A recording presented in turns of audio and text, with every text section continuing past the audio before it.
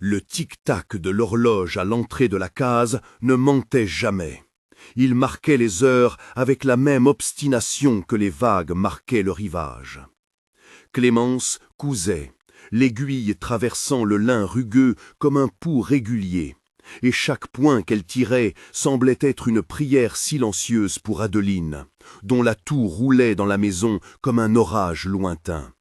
Dehors, le vent apportait l'odeur de la mer, du sel et du sucre. Et, au loin, les cannes ployaient déjà sous la promesse d'une saison lourde. Avant que l'histoire ne commence vraiment, restez jusqu'à la fin. Si ce récit vous touche, abonnez-vous, activez la cloche et laissez un like. Vos mots en commentaire seront lus comme on lit une lettre. Cela ne prend qu'un instant, et la suite en vaut la peine. Clémence avait 20 ans, des mains habituées aux aiguilles et aux mots. Fille d'ancêtres affranchis, elle avait appris à lire dans le secret d'une petite bibliothèque empruntée à l'église et dans les cahiers dérobés aux maîtres d'école du village. Sa vie jusque-là était tissée de modestie, des commandes de chemises, des retouches pour les femmes du bourg, des soins pour Adeline, sa tante, qui l'avait élevée quand la mère était partie à Pointe-à-Pitre pour tenter la chance et n'était jamais revenue. Adeline était davantage qu'une parente. Elle était la mémoire des gestes, la voix qui corrigeait la couture, la main qui pressait une tasse de tisane quand la fièvre montait. Sans elle, Clémence ne savait comment elle aurait tenu. La maison était basse, au toit de tôle rouillée, et à l'intérieur, les objets parlaient d'une vie faite d'économie et d'ingéniosité. Une boîte à aiguilles, un petit cadran fissuré qui restait fidèle à son tic-tac. Des livres usés, empilés comme des promesses. Le fil, toujours le fil, revenait comme un leitmotiv. Fil de lin, fil de voix, fil du temps. Clémence, chaque soir, passait ses doigts sur ce fil et se souvenait des mots qu'elle lisait. Droit, propriété, testament. Les mots avaient le pouvoir de changer la mesure d'une vie. C'est ce qu'elle croyait sans l'avoir encore prouvé. Quand Auguste de Walter arriva pour la première fois à la case, c'était un matin où la chaleur piquait déjà les épaules. Il venait du Grand Case, l'habitation Walter, où l'air avait moins d'odeur de sel et plus de parfums étrangers et de bois ciré. Homme dans la quarantaine, une voix qui commandait sans hausser de ton, il portait sur lui l'autorité d'un nom et le poids d'une fièvre ancienne, celle qui brisait parfois les reins des puissants. Sa main, quand il la tendit à Clémence, était sèche, et ses yeux portaient la fatigue d'un homme habitué à compter les choses qui n'étaient pas comptées. Terre, dette, héritier.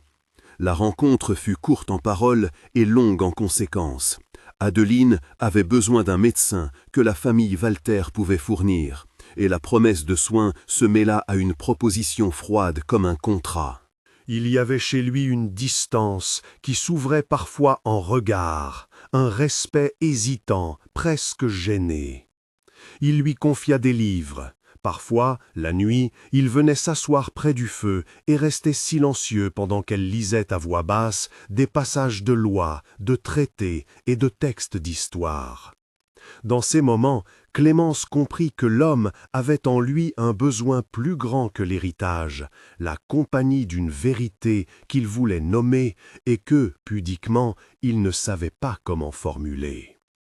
La grossesse vint comme une mer qui monte, d'abord un frisson, puis la montée inexorable. Le corps de Clémence changea sous les yeux d'Auguste et, avec la grossesse, naquit aussi une complication morale. Certains gestes d'affection naissaient d'un respect sincère, d'autres d'une dette historique qu'Auguste portait comme un fardeau. Elle ressentit à la fois l'humiliation de la transaction et la douce chaleur d'une présence qui, pour la première fois, lui accordait un espace public, le droit de décider, l'autorité d'ouvrir un livre et d'être crue. Parfois, dans la chambre d'Adeline, Clémence murmurait une prière en créole, une phrase simple apprise aux veillées. « Bon Dieu bénit ça qui fait ça ». C'était une prière sans grand exorde théologique, plutôt une plainte et un remerciement mêlés, un souffle qui donnait force pour continuer. Ces petites prières, discrètes, ne furent jamais des répliques à ceux qui jugeaient, mais des gestes de survie. Le monde extérieur ne resta pas passif. Rodolphe de Walter, cousin d'Auguste, se montra vite comme Londres qui attend le faux pas. Vautour légal, il parcourait les plantations comme on choisit des terres mortes, flairant une opportunité. Quand la nouvelle de l'accord se répandit, silencieusement d'abord, puis sous forme de commérage rude, Rodolphe laissa entendre que l'héritier né d'une telle union ne saurait prétendre au nom. Il souleva la question du droit, du lignage et des usages anciens, et fit courir la rumeur que la décision d'Auguste ruinerait la famille. Les notables murmurèrent, les ouvriers levèrent les épaules, et la maison de Clémence devint un point d'exposition, un endroit où la honte et l'admiration se disputaient la même pièce d'air. Clémence n'avait jamais mis le pied en cour, mais elle connaissait les mots qui pouvaient servir d'armes. Elle étudia. Les livres devinrent son fil conducteur. Dans la bibliothèque, elle apprit à tenir un registre, à lire un bail, à comprendre le poids d'une signature. Les nuits où Adeline souffrait, Clémence feuilletait des codes, annotait en marge, affinait sa propre voix juridique. Auguste la regardait avec une fierté mêlée de surprise. La femme qu'il avait amenée pour une nécessité devenait celui auquel il confiait la mémoire écrite de sa vie. Pendant ce temps, la plantation respirait au rythme du vent et de la canne. Les hommes et les femmes qui travaillaient à la coupe gardaient leur propre code de résistance, petites alliances de partage, gestes rapides d'entraide, et observaient la transformation qui se tramait à la grande case avec une prudence respectueuse. Quand Clémence proposa, timidement au début, de payer des soins pour les enfants des ouvriers, on la regarda comme une étrangère providentielle. Elle commença à modifier des salaires en conscience, à exiger des registres, à refuser certaines pratiques injustes. Chaque geste était une pierre posée, mais aussi, parfois, une épine. La tension monta jusqu'à ce qu'une tempête menace tout. On était en pleine saison des cyclones. Le ciel se referma avec la rapidité d'une île qui s'énerve. Les journées précédant l'orage furent un compendium d'alertes. Les cannes se penchaient, le ciel portait un sel lourd, les animaux se taisaient. C'est pendant cette attente que l'accouchement survint, rapide et violent, comme si la mer et la terre avaient décidé de clore un chapitre en même temps. La nuit où le vent devint colère, Clémence sut que l'heure était venue.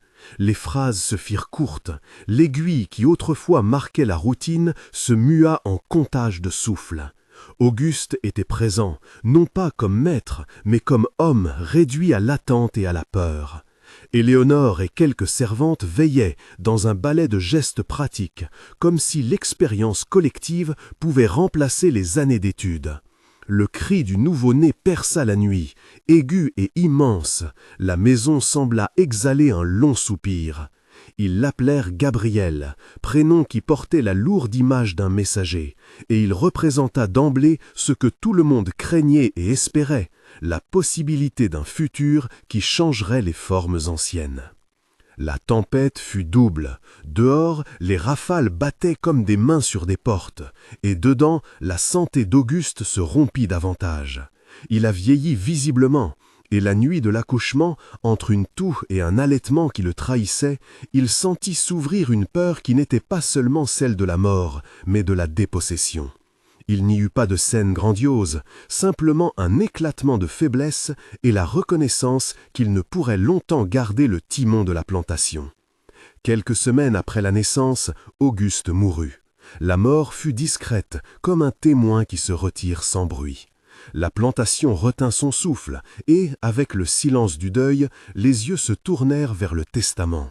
Rodolphe émergea comme une figure prête à tirer avantage. Il trouva des alliés dans ceux qui craignaient le changement, ceux pour qui l'ordre ancien était un rempart contre l'incertitude. Mais ce que Rodolphe ne savait pas, c'est que Clémence avait pris des notes, qu'elle avait compilé des preuves et des registres, elle avait appris à écrire en chiffres la vérité des comptes. Le procès fut un chant nouveau de courage. Basse-Terre, la juridiction voisine, connue des jours de tumulte discret. Avocats en robe, clauses examinées, témoins appelés. Clémence entra dans la salle avec la dignité d'une femme qui sait ce qu'elle défend. Non seulement sa propre légitimité, mais la possibilité qu'un héritage serve plus qu'une seule famille. Elle porta des preuves concrètes, les registres de paiement, les factures réglées pour les soins, des lettres signées. Rodolphe, lui, comptait sur des usages, sur les murmures ancestraux, sur le fait que l'ordre social pèse souvent qu'une preuve écrite. Dans la salle, la langue du droit, lourde et précise, fut un terrain où Clémence se mouvait de mieux en mieux. On la vit interroger un témoin, réciter une clause, expliquer un article d'un ton mesuré qui coupait court aux attaques personnelles. Son style n'était pas agressif, il était factuel, presque couture, chaque phrase cousue pour tenir la pièce ensemble. Les villageois affluèrent, non pour voir un spectacle, mais pour observer la possibilité d'une justice qui n'était pas seulement pour les puissants. L'atmosphère lors des débats alternait entre l'aiguille qui travaille et le tic-tac qui rappelle le temps, un rythme de patience et d'attente. Le tournant du procès vint quand Clémence produisit un document que Rodolphe jugeait anecdotique, un registre de dettes oubliées signé des mains d'hommes qui avaient compté la plantation dans les années antérieures. La lecture du registre eut le goût d'une vérité cachée mais tangible. La cour comprit que la propriété n'était pas seulement un simulacre posé par le sang, mais une série de dettes et d'accords que l'on pouvait nommer. Les arguments juridiques, mêlés aux témoignages humains, penchèrent finalement en faveur de l'enfant et de la reconnaissance de la volonté d'Auguste. La victoire fut sobre. Ce n'était pas un triomphe grandiloquent, mais une reconnaissance lente et mesurée. Clémence, qui avait accepté jadis un échange pour la survie d'Adeline, se trouva désormais à la tête d'une responsabilité plus vaste. On lui confia non seulement une part de la direction, mais l'accès au registre et la possibilité d'agir en gestionnaire éclairé. Elle transforma la plantation progressivement, salaire revu, entretien des maisons d'ouvriers, création d'une petite école où, à la fin, l'horloge ne marquerait plus seulement le temps du plantage, mais celui de l'apprentissage. Les années firent leur ouvrage, et Gabriel grandit avec la marque d'une histoire compliquée mais pleine d'opportunités. Il apprit la lecture dès qu'il eut la force de tenir un livre, et Clémence veilla à ce qu'il connaisse les lois et les gestes de justice. L'enfant, devenu jeune homme, montra une inclination pour le droit. Il partit pour étudier, revint armé d'une robe et d'une conviction, transformer l'héritage en service. L'école fondée par Clémence enseignait désormais aux enfants des ouvriers la même lecture que jadis elle avait volée à l'ombre d'une église. Le dispensaire soignait gratuitement ceux qui travaillaient la terre. L'héritage était devenu un instrument de réparation. Les anciens murs de la grande case furent repeints, non pour masquer les souvenirs, mais pour accueillir une nouvelle usure, celle de la dignité retrouvée. Les symboles, l'aiguille, l'horloge, les livres, le vent sur les cannes continuaient d'accompagner le lieu. L'aiguille passa de main en main comme un signe de continuité. Le tic-tac de l'horloge, désormais réparé, n'était plus seulement un rappel de la mort possible, mais aussi du temps donné pour réparer. Les livres, alignés, devinrent des fenêtres vers des vies imaginables. Et le vent, qui parfois amenait la tempête, portait aussi la promesse d'un horizon. Pour tout cela, Clémence avait payé un prix. Il n'était pas effacé. La transaction coercitive restait une trace, une blessure que l'on contourne mais qui marque. Elle n'en fit jamais un mythe de pureté. Elle garda en elle la conscience des places où la dignité avait été négociée et la volonté de ne jamais laisser d'autres payer de la même manière. Son pouvoir fut d'avoir retourné l'usage du nom et du patrimoine pour en faire un outil collectif. Un soir, de nombreuses années après, elle se tenait près d'une fenêtre qui donnait sur les champs. Le soleil déclinait, et la lumière dorée balayait les cannes, les faisant briller comme une mer de cuivre. Gabriel, à présent avocat reconnu dans la région, était à l'ombre d'un palmier, en train de corriger des copies. Un enfant de l'école courut vers eux, un cahier serré sous le bras.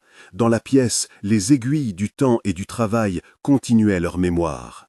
Clémence prit le fil entre ses doigts, comme on prend une vie et sa destinée.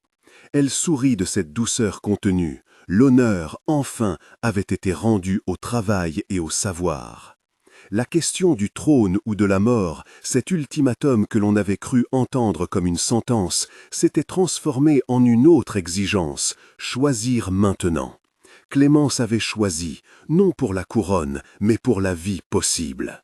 Elle avait pris la responsabilité de transformer un héritage toxique en une ressource commune. La mort avait bien été une menace réelle, mais ce fut le choix, et non l'acquiescement par la peur, qui donnait au nom son nouveau sens. Si le vent se lève encore, et si les saisons apportent d'autres tempêtes, la plantation Walter porte désormais des balises pour affronter les orages.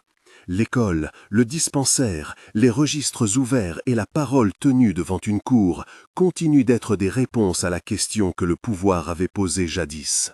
Clémence, avec sa dignité et ses aiguilles, avait appris à coudre les bords d'un monde plus juste. Si cette histoire vous a touché, abonnez-vous pour d'autres récits comme celui-ci. Laissez un like et partagez avec quelqu'un qui aime les histoires de résistance et de transformation. Dites en commentaire quel personnage vous a le plus marqué et pourquoi. Vos mots font vivre ces voix. L'aube trouva Clémence déjà debout. Le premier souffle du jour glissa sur les toits de tôle et réveilla les silhouettes des cannes qui, un instant, hésitaient entre la lumière et l'ombre.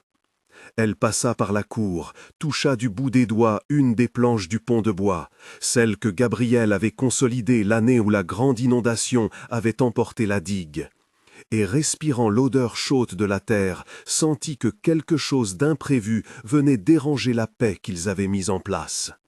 Ce ne fut pas le vent qui apporta la nouvelle, mais un pli envoyé d'une ville lointaine, un acte rédigé en langue administrative qui parlait de créances, de droits retournés, de titres retrouvés. Le nom qui figurait au bas du document n'était pas inconnu. Walter, prononcé avec la même majuscule et la même austérité, revenait hanter le lieu.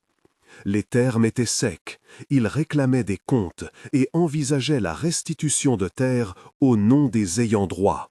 Le couperet se présentait sous la forme d'un notaire et d'une convocation pour discuter d'une dette supposée. Clémence lut, puis relut, les lignes comme on scrute une plaie pour en mesurer la profondeur. Elle n'eut ni colère aveugle, ni panique. Ces années lui avaient enseigné la manière dont la peur se déguise en urgence. Elle posa le papier sur la table et appela Gabriel. Il vint sans précipitation, la robe de l'avocat encore froissée de veille, des empreintes de cire sèche sur les doigts.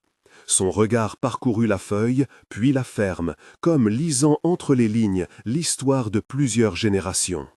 Ils ont retrouvé un acte d'acquisition, dit-il, ou plutôt une série de signatures qui, selon eux, invalident nos proclamations. Ils parlent de prêts consentis autrefois, avant la réforme. Ils ont l'appui d'un cabinet en ville. La nouvelle se répandit plus vite que l'odeur du café. Les enseignants firent une pause dans la classe. Les infirmières du dispensaire levèrent les yeux au-dessus des pansements. Les ouvriers courbèrent le dos un instant, comme s'ils craignaient que la terre elle-même pût être arrachée. Clémence sentit la fragilité de ce qui avait paru définitif. L'héritage que l'on avait retourné en bien commun pouvait, en un verbe juridique, être remis en pièces. Pourtant, au-delà de l'inquiétude, il y eut la conscience du travail accompli. Les registres alignés sur la table de la salle commune n'étaient pas seulement des pages, ils contenaient les noms, les présences, les salaires, les décisions collectives. Clémence les ouvrit, montra les cahiers de scolarité, les attestations de soins gratuits, les procès-verbaux de réunions tenues à la porte quand un conflit survenait entre voisins. « Ce que nous avons fait ne tient pas que d'une signature, dit-elle. C'est un tissu, et le tissu tient. » Gabriel sourit brièvement. Sa conviction était née de ces mêmes pages. Il invoqua la loi, mais aussi la morale qui se tissait entre les lignes. Il savait que l'argument juridique serait rude, des titres retrouvés, un héritier éloigné, des comptes prétendument irréguliers. Mais il savait également que la justice n'était pas seulement une balance de chiffres, elle était aussi une mesure de dignité. Il prépara sa défense comme on prépare une récolte, en choisissant les meilleurs arguments, en faisant preuve de patience, en gardant les bras prêts. Les premiers jours furent faits de rencontres et d'écoute. Des habitants vinrent déposer des témoignages, raconter les noms de leurs ancêtres, citer les dates où un médecin avait sauvé un enfant sans réclamer. On réunit des pièces, reçus de semences, carnets de paix, lettres anciennes où l'on exigeait des réparations. L'école ouvrit ses portes comme tribunal citoyen, la parole s'y libérait et chaque récit formait un pan de bouclier. Mais l'adversaire ne manquait pas de ressources. Il envoya son représentant, un homme aux allures nettes, qui parlait de chiffres et de titres comme d'outils neutres. Il accompagnait ses paroles de plans de modernisation, une usine, des routes, promettait-il, en souriant, comme s'il offrait le salut en béton. Sa voix cherchait à persuader que la plantation n'était qu'un capital dormant. Il vantait la croissance que l'on pourrait extraire si l'on remettait les dettes à jour. Devant cette proposition, plusieurs villageois vacillèrent. La tentation du chantier, des salaires plus élevés, d'un confort immédiat fit apparaître des fissures dans l'unité. Clémence sentit la nécessité d'un geste qui dépasserait le seul argument juridique. Il fallait rassembler les mémoires, rappeler que l'avenir ne se construisait pas en oubliant les pertes et les renoncements qui avaient permis d'arriver là. Elle organisa alors une assemblée ouverte, non pas une réunion abstraite, mais une journée faite pour entendre les reliques de vie. Les anciens amenèrent des objets, une boîte de métal contenant des pièces fatiguées, une lettre d'amour d'avant-guerre, des photographies jaunies où l'on voyait des visages bruns riant sous le soleil. Un vieil homme, Abel, porta un morceau de bois sculpté, le fragment d'une balançoire, et l'offrit avec des mains tremblantes. Il raconta comment, jeune, il avait appris à lire à l'école fondée par Clémence et comment cet apprentissage lui avait permis plus tard de consigner la liste des bénéficiaires du dispensaire lorsqu'une épidémie avait frappé la commune. Les récits ne convainquirent pas seulement par leur chaleur, ils devinrent preuve palpable. Gabriel transforme ses témoignages en dossiers structurés. Il fit venir un historien local qui parcourut les archives et conclut à une continuité d'usage. La propriété, disaient les textes, avait cessé d'être un profit privé dès que l'usage collectif et la gestion transparente s'étaient enracinés. Ce concept, d'abord abstrait, prit corps dans la plaidoirie. La légitimité ne naît pas seulement d'une signature, mais d'un accord vivant entre une terre et ceux qui la cultivent. Quand l'audience fut fixée, la plantation se couvrit d'une attente contenue. Les mois qui précédèrent furent remplis d'une discipline presque rituelle. Les enfants aidant aux tâches simples, les adultes révisant les documents et Clémence marchant entre les fils de canne comme on passe l'inspection d'une armée. Elle n'était plus celle qui avait pris les décisions isolées, mais celle qui faisait tenir la communauté. Son visage avait pris d'autres plis, d'autres silences. Ses mains portaient des cicatrices anciennes que la lumière ne pouvait effacer. Le jour du procès, la salle de la juridiction, une construction sobre, fut pleine d'âmes venues de la plantation et des villages voisins. Gabriel prit la parole avec une clarté sans emphase. Il parla d'abord des registres, de leur sincérité, puis de la transformation voulue, soins, école, salaire juste. Puis il s'adressa au juge non seulement comme défenseur d'un droit, mais comme porte-parole d'une histoire. « Ce que vous voyez ici, monsieur le juge, dit-il, ce n'est pas la revendication d'un privilège, mais la défense d'un pacte social. Dès l'instant où une terre cesse d'être l'otage d'un seul, elle devient la responsabilité de tous. » L'avocat adverse arma sa démonstration d'autres faits, traces d'un prêt jadis consenti, testament mal clarifié et surtout une offre de compensation financière. Il parla de chiffres, d'investisseurs, d'une vision de modernité qui supplanterait le cadre actuel. Mais dans son discours manquait la voix de ceux qui, chaque matin, avaient laissé leurs épaules courir sous le soleil pour que la plantation vive. Le verdict ne tomba pas le jour même. Il fallut attendre encore, et l'attente pesa lourd. Les nuits furent peuplées d'images mêlées, la mer de Cannes, des cahiers ouverts, un tribunal silencieux. Clémence pria, non pas pour la victoire, mais pour la force de faire face à la conséquence d'une décision publique. Le poids de sa responsabilité ne disait plus seulement protéger ce que nous avons, mais garantir que ce qui fut reconstruit ne soit pas de nouveau arraché. Quand enfin la lettre arriva, Gabriel la lut lentement, ses doigts froissant le sceau. Le juge avait tranché en faveur de la continuité d'usage. Il reconnut la valeur sociale et historique des registres tenus par la communauté et ordonna que la gestion demeurait sur place sous la supervision d'une juridiction locale dédiée à la conservation des biens à vocation sociale. Il y eut des réserves, des conditions, des audits réguliers, des comités mixtes pour décider des investissements. Mais la chose essentielle fut obtenue. La plantation ne serait pas rendue à une appropriation simple et immédiate.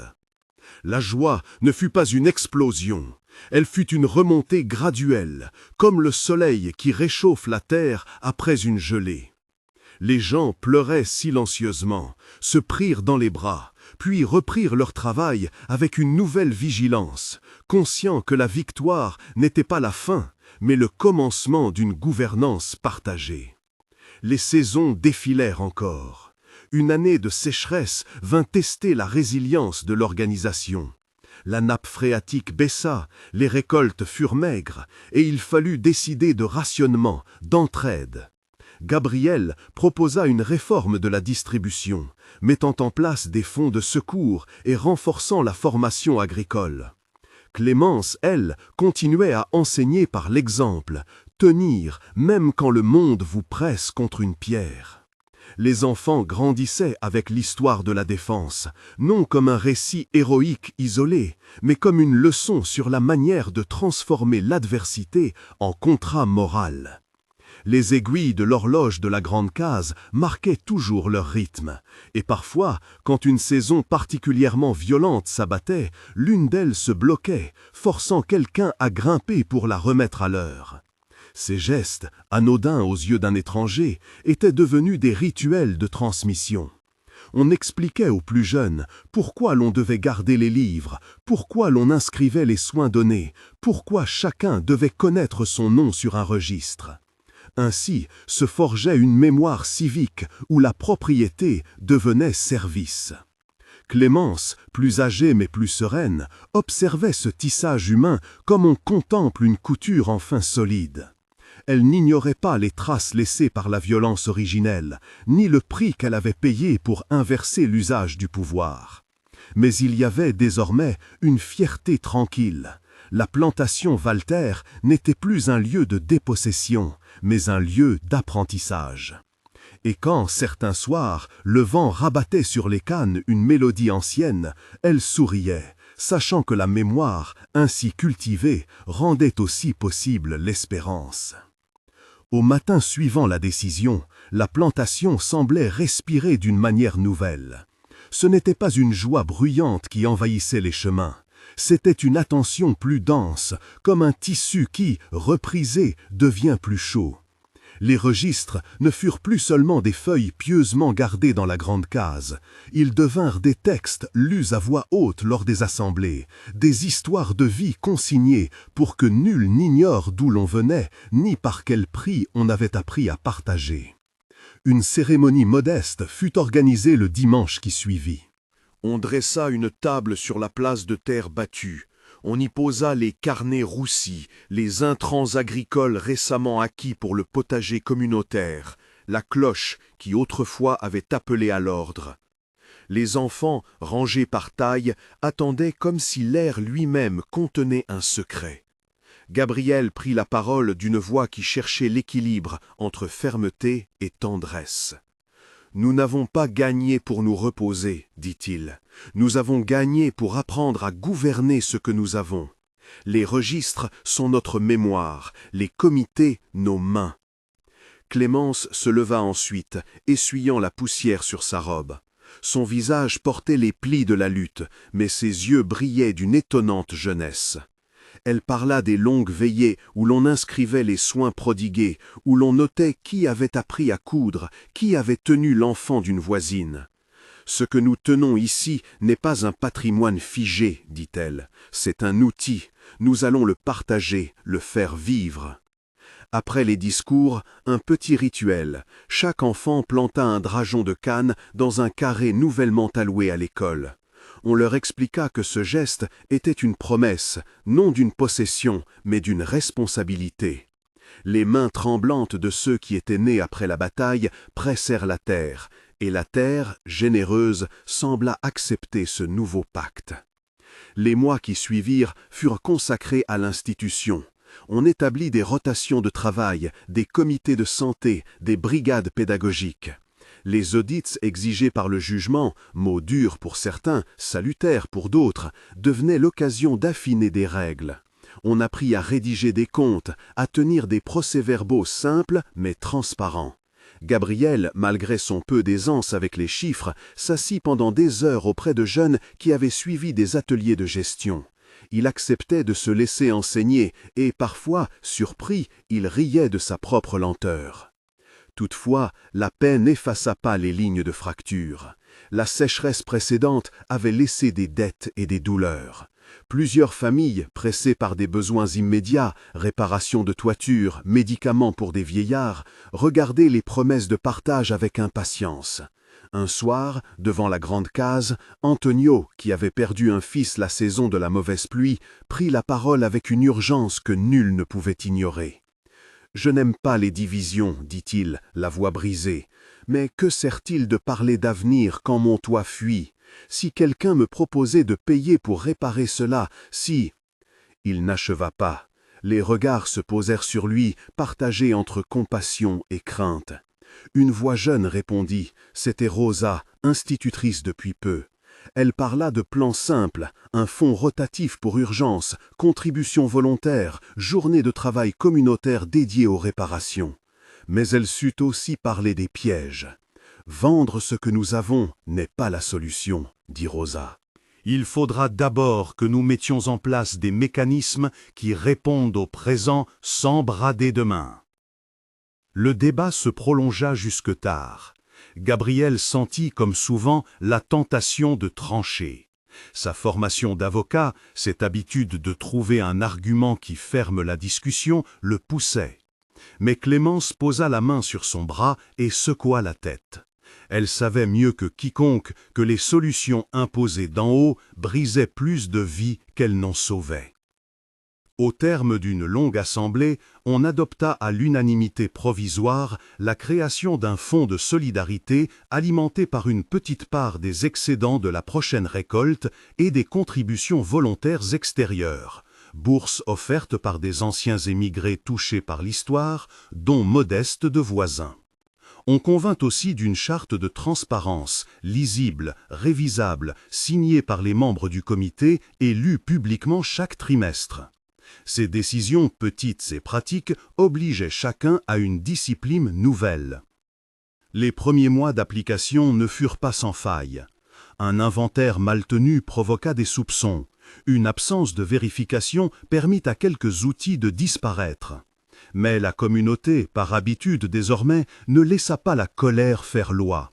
On créa des commissions d'enquête composées de membres de plusieurs hameaux, on reforma les équipes, et peu à peu, la confiance se retissa.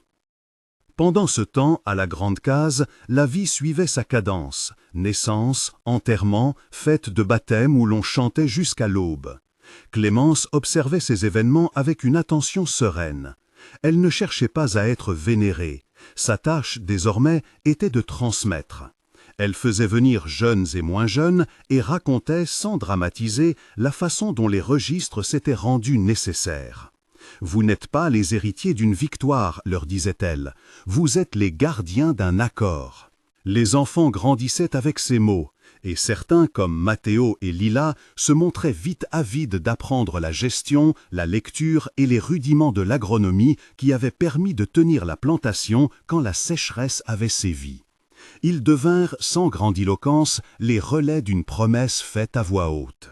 Pourtant, au 3e été, alors que l'on croyait avoir stabilisé les rouages, une lettre arriva de la ville. Le parchemin était court, l'entête officielle. Il n'y avait pas d'hostilité ouverte, plutôt une politesse feutrée. On y annonçait la visite prochaine d'une délégation intéressée par le développement régional, désireuse de voir de près les modèles de gestion coopérative pour envisager des partenariats. Le mot « partenariat » fit frémir certains. Pour d'autres, il sonnait comme une possible reconnaissance. Gabriel lut la lettre à la grande case, ses doigts effleurant les mots. Il sut sans doute que cette invitation portait en elle deux potentiels, la reconnaissance et le risque. Clémence, près de lui, ne dit rien au début. Puis, lentement, elle posa sa main sur la lettre et la plia. « Nous les recevrons, dit-elle enfin, mais à notre manière. » La manière de la plantation était faite de temps longs, d'égards et de questions posées à voix haute.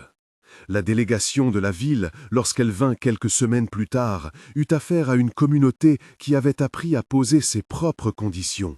Visites limitées aux lieux choisis, sessions publiques où chacun pouvait parler, la présence obligatoire des représentants des comités. Les visiteurs, vêtus de costumes soignés et de sourires professionnels, marchèrent entre les cannes, écoutaient les enfants réciter les listes des métiers appris, regardaient les registres reliés. À l'issue de leur séjour, la délégation proposa un plan. Il sonnait de modernité. Investissement, voies d'écoulement améliorées, marché d'exportation, formation technique. Les mots étaient séduisants, et certaines personnes, voyant dans ces propositions une chance d'assistance durable, se montraient favorables.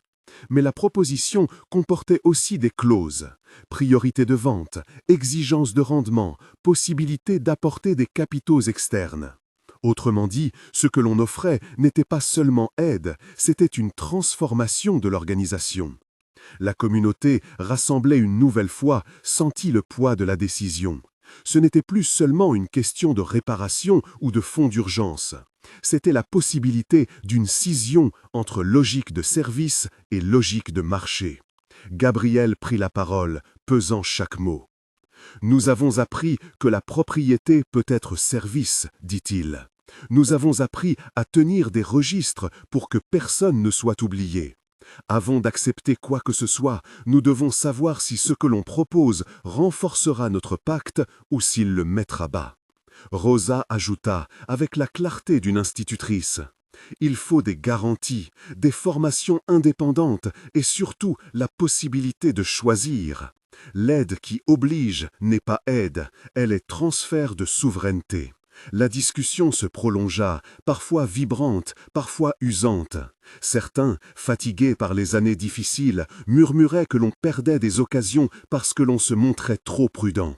D'autres rappelèrent que la prudence avait sauvé la plantation d'une vente brutale. Entre les deux camps, la mémoire de la lutte n'était pas un argument inutile, elle était une ligne rouge. Un soir, alors que la lune jetait sa lumière pâle sur les feuilles, Clémence prit Matteo à part. Le jeune homme avait l'approche hésitante propre à ceux qui tiennent la ligne entre tradition et nouveauté. Elle posa sa main sur son épaule, lui parla de temps où l'on cherchait seulement à exister, et de temps où l'on devait maintenant apprendre à choisir. Ces mots n'étaient pas des ordres, mais une transmission. « Apprends à lire les offres comme tu lis les saisons, lui dit-elle. Cherche ce qui nourrit la communauté, pas seulement ce qui enrichit un instant. » Matteo la regarda, et il sut que la vraie décision ne serait pas prise uniquement en conseil. Elle se jouerait dans des conversations, des visites aux familles, des échanges au marché, dans la façon dont l'on écrirait la réponse à la délégation. Au milieu de ces hésitations germa une autre inquiétude, plus discrète. Des rumeurs, venues de plus loin, parlaient d'intérêt accru pour les terres de la région. On ne connaissait pas encore leur ampleur, mais le mot « intérêt » avait dans l'air la même odeur âpre que l'argent. Gabriel, se souvenant des nuits d'angoisse précédentes, se coucha les yeux pleins d'images, chiffres, visages, parchemins.